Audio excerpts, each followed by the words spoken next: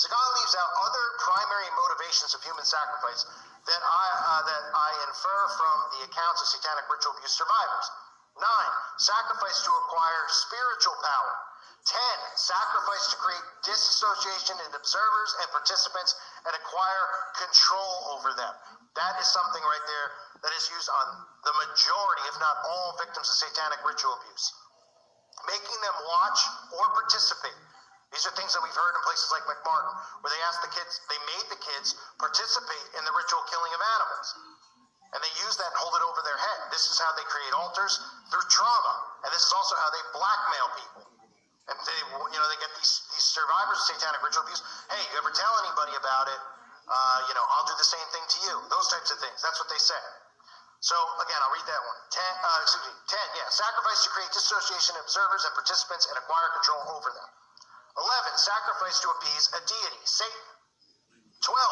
Sacrifice driven by numerological beliefs, so numerology. 13. Sacrifice to augment the channeling of spiritual energy. 14. Sacrifice to insert entities into participants, so demonic possession. These rituals are done, a lot of them, to bring about spirits, to summon spirits, to take over someone's body. And that's what a lot of us who are awake believe is going on with a lot of these people in power, that they have spirits controlling them. 15. Curiosity. And 16. Sexual sadism. This is likely only a partial list of the primary motivations for human sacrifice. The fact that, based solely on my clinical experience, I can double the list of motives for human sacrifice drawn up by an authoritative scholar illustrates the fact that satanic ritual abuse survivors provide a rich fund of cultural and psychological material for study, even if none of their memories is real. Even if none of the memories are real.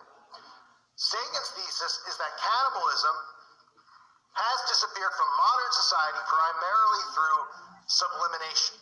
And he illustrates this point with detailed analysis of various cultures, including the transformation of cannibalism into ceremonies among the Kwakiutl, I have no idea how to pronounce this, Kwakiutl of the Pacific Northwest. That's Kwakiutl, if anyone out there wants to look it up.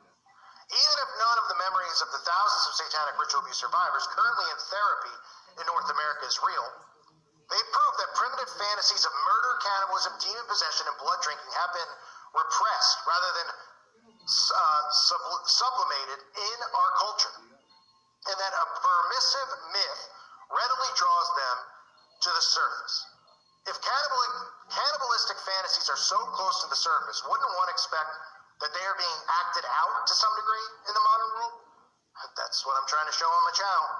Let me clarify Sagan's distinction between subliminal and repression for those readers without psychoanalytical training.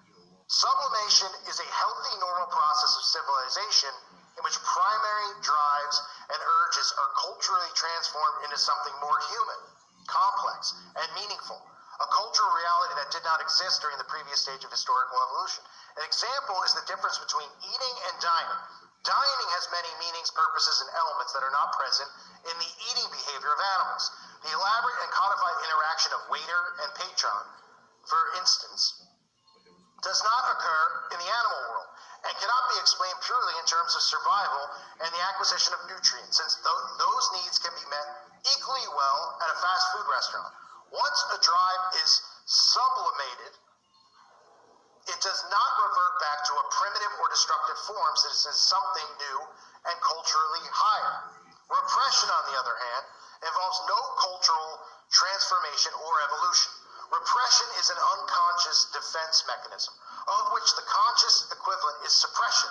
In suppression, which we all do, memories, feelings, urges are deliberately pushed out of awareness to be forgotten or considered later. Repression is the unconscious, burying and sealing over the drives and urges.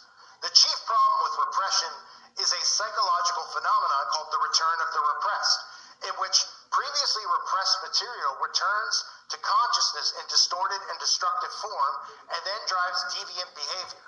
According to the conventional view, cannibalism has been almost entirely sublimated in modern society, but satanic ritual abuse survivors tell us that this is not so. Urges to commit ritual rape, murder, and cannibalism have been unsuccessfully repressed and are now returning as memories of participation in satanic rituals. From a purely psychological point of view, it does not matter whether the satanic impulses are actually being acted out on any scale or whether they are expressed primarily as pseudo-memories. The important point is that the repression barrier is breaking down on a wide scale. The degree of actual... We believe there's an innovator in all of us. That's why we build technology that helps everyone come to the table and do more incredible things. No inventory? No way. All Reineke family dealership locations are restocking inventory daily. Take advantage of no payments for up to 90 days. The degree of actual acting out based on this return of the repressed is the late 20th century is a sociological and law enforcement problem, as I emphasized in the preface. One of the lessons we can learn from satanic ritual abuse survivors is that the balance of sublimation and repression in our society concerning cannibalism and human sacrifice is shifted more towards repression than we had thought and involves less healthy sublimation than we had thought. So, conclusions. The purpose of this chapter has been to review briefly some of the documented destructive secret societies throughout history. I have focused on groups that are intertwined with one another and possibly connected to Satanism and other forms of ritual abuse. An immense effort of scholarship would be required to explore this theme fully.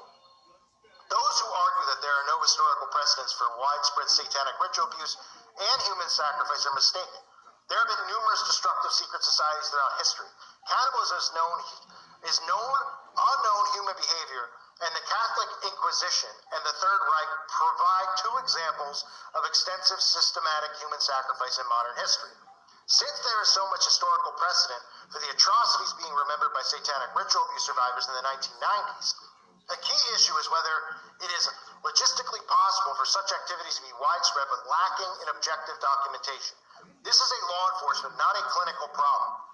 Since no one knows the actual extent of criminal Satanism in North America today, clinicians must proceed with their therapeutic work in the absence of definitive information.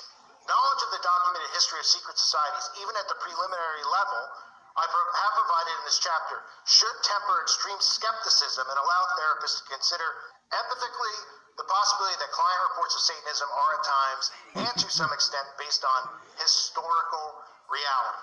So that's a closure on the secret societies throughout history. And I've talked, in the beginning of this chapter, went through the stuff with the castration in Russia, right? Well, we see that normalized now, right? Castration, we have people who are paying to be castrated. That's how insane this world has gotten. But it was a sign of the occult. That's Baphomet right there.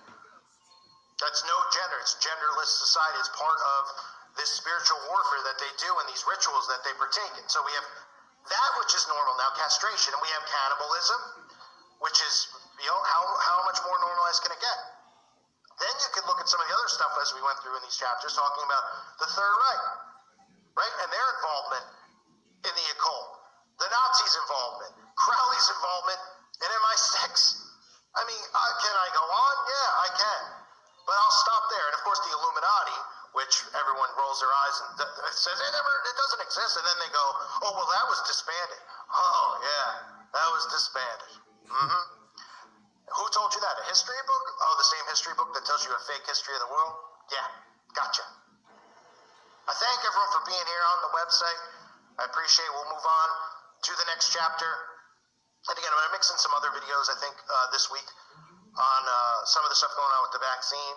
But I want to continue on with the book. I see that some people out there have enjoyed it, and a lot of you say that you like to listen while you're working or doing something around the house, and also learn this stuff. So it's important to learn this. Obviously, that was just a history of the occult.